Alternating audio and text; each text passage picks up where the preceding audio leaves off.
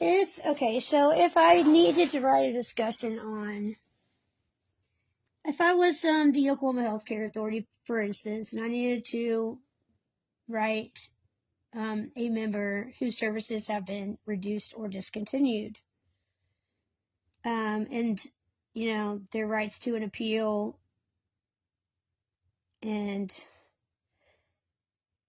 if they wanted to request for services to be continued while their case is on appeal.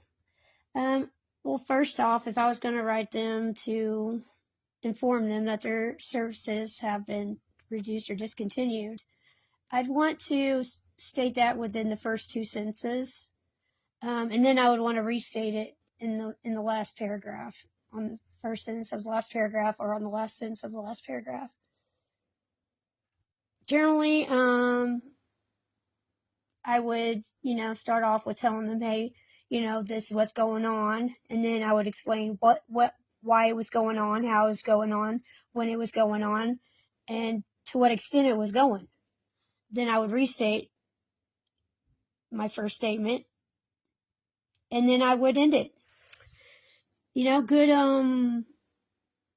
Good things that tie like the ideas together would be like using words like furthermore, however, finally,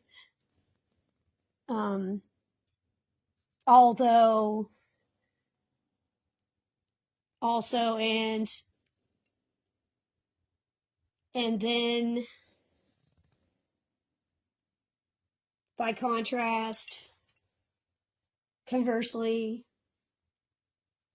moreover.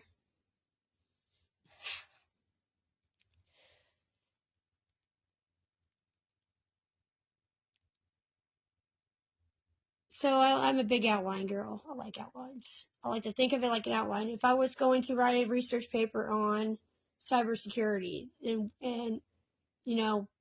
a career in cybersecurity, the first thing I would probably do is I would define what cybersecurity is. Then I would, talk about the importance of it, its significance. And then why I would want a job in cybersecurity, you know what I'm saying? And what role would it play in the significance of,